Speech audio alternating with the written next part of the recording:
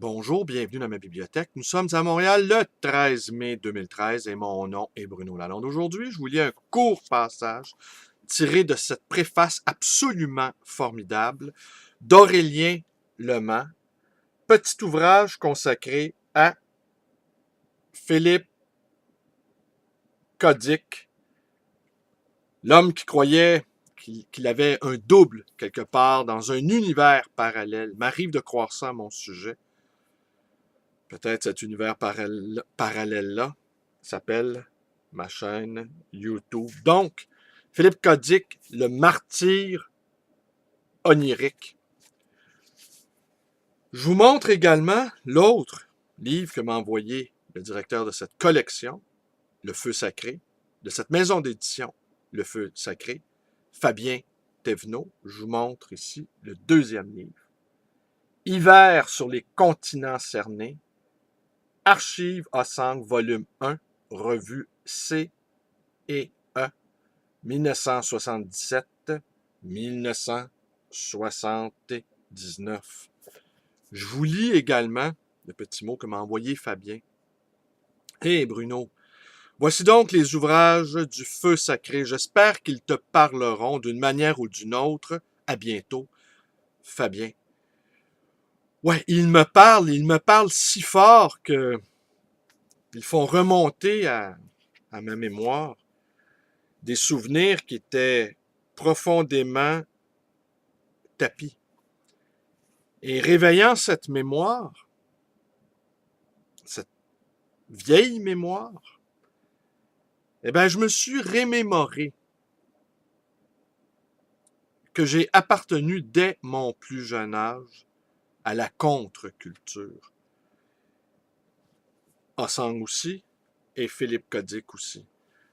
Et j'ai cherché dans ma bibliothèque les ouvrages de Washburn et de Claude Pellieu, deux poètes beatniks, post-beatniks, deux poètes de la contre-culture. Je les ai cherchés, mais vous le savez, vous qui écoutez mes vidéos, cette bibliothèque est un fouillis inimaginable. Alors, j'ai renoncé. J'ai renoncé à ma quête. Alors, ces deux livres qui sont fort beaux graphiquement, attendez, je vous les remonte, et dont la couleur de la tranche s'harmonise avec la page couverture. Je fais une petite parenthèse, à ma librairie, régulièrement, les gens confondent la tranche avec le dos. Étonnante inversion des valeurs. Alors, non, le dos, c'est le dos. Et la tranche, c'est la tranche. C'est assez évident que c'est là où a été coupé le livre. Donc, il a été tranché là. Alors donc, cette remémoration de mon passé contre-culturel m'a amené à réfléchir au fait que très, très tôt dans ma vie, j'ai consommé de l'acide lysergique, du LSD autrement dit, et que cet acide que j'ingérais était fabriqué dans les laboratoires clandestins de Laurence Ferlinghetti. Laurence Ferlinghetti, poète et également libraire de la célèbre et mythique City Light de San Francisco. Prochainement, je vais vous révéler comment ce LSD réussissait à franchir les frontières des États-Unis pour parvenir dans cette commune de hippies du Québec. Et je vous raconterai tout. Je suis rendu à un âge, de toute façon, où j'ai vendu mes bœufs, c'est-à-dire j'ai fait ce que j'avais à faire. Maintenant, je vais faire ce qu'il ne faut plus faire. Je vais défaire ce que j'ai fait, autrement dit. Il vient un temps où on construit, il vient un temps où on passe le boule, comme on dit, chez nous au Québec. Il y a un temps où on accumule, il y a un temps où on dépense, il y a un temps où on élabore et il vient un temps où on défait. je m'approche de ce temps de dissolution. La dissolution salvatrice. Alors, je vous lis la préface, cette merveilleuse préface d'Aurélien Lemans, consacrée à cet ouvrage sur Philippe Cadic. Et ici, Aurélien Lemans nous parle des livres.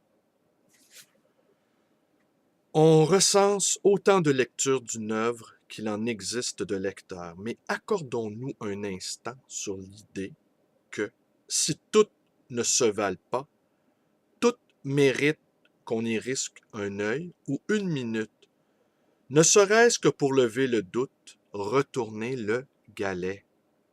Pourtant, l'on ne proposera pas dans ces pages une relecture de l'œuvre de Dick, pas plus que l'on ne s'escrimera à démontrer comment Dick a imprégné l'époque, qu'on regarde autour de soi, il est partout, mon Dieu. J'ai chafaudré en revanche, à travers quelques œuvres d'art et de fiction, gravitant elles-mêmes autour de certaines de mes lectures de Dick, en effet, quelques hypothèses et parfois quelques conclusions sur le bon usage du doute exponentiel et du projet de rêve que l'on peut y associer. Elles seront livrées pour être expérimentées, c'est-à-dire vécues par les lecteurs. Cet avant-propos se veut aussi un avertissement. Le Big Brothering constant auquel est soumis l'Internet, notre principale et parfois unique source, avouons-le, de connaissances, m'a vite conduit à craindre la fin du livre de papier. Selon moi et d'autres, le plus dangereux des attributs du fantoche étatique dépeint par George Orwell n'est certainement pas la surveillance intensive et perpétuelle, nous nous en sommes tous parfaitement accommodés, n'est-ce pas?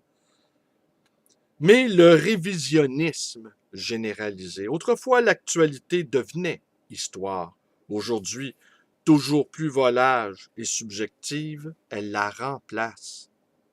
De la même façon, le livre ne brûlera plus, on le débranchera. On l'effacera. On le caviardera. On le fera réécrire par des techniciens. La Bible, rewritée par des pigistes, c'est l'affaire de quelques pixels.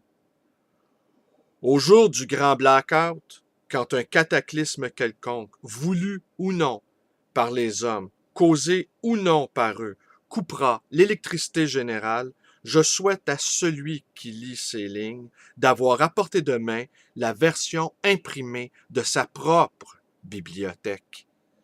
Aussi à ceux de mes lecteurs qui découvriront cet ouvrage sous un format numérique, téléchargé ici ou là et feuilleté sur un livre électronique, je pose cette question.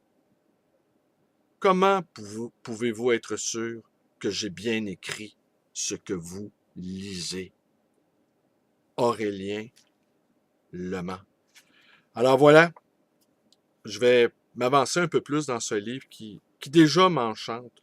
L'autre également m'enchante aussi, et comme vous l'avez entendu, a réveillé en moi des souvenirs hallucinés que je n'hésiterai pas à partager avec vous le moment venu. Alors, je vous montre les deux livres, Le Feu Sacré, deux livres absolument magnifiques dans leur présentation graphique et qui m'apparaissent absolument intéressants. Un métissage de culture rock, de révolte, de colère, de guérilla poétique, d'insurrection électronique. Quelque chose qui me parle, en effet, Fabien. Alors, c'est tout. Je vous remercie d'être avec moi. Mes vidéos vous plaisent, n'est-ce pas? Mais êtes-vous bien sûr que je suis celui que l'on voit à l'écran? Vous pouvez également aller joindre ma page Facebook. Bien oui, une page d'artiviste Vous pouvez également me téléphoner avec ce bon vieil appareil de Graham Bell qui fait encore la job à ma librairie dans le 514-736-0999 et vous pouvez aller me visiter à cette antique librairie datant du Moyen Âge, le Livre Voyageur, dans le quartier Côte-des-Neiges, à Montréal. Et bonne journée à tous et bonne journée à mes amis lyonnais. Lyonnais, je vous aime et je le répète encore, Lyon est le centre de l'univers et de sa lointaine planète.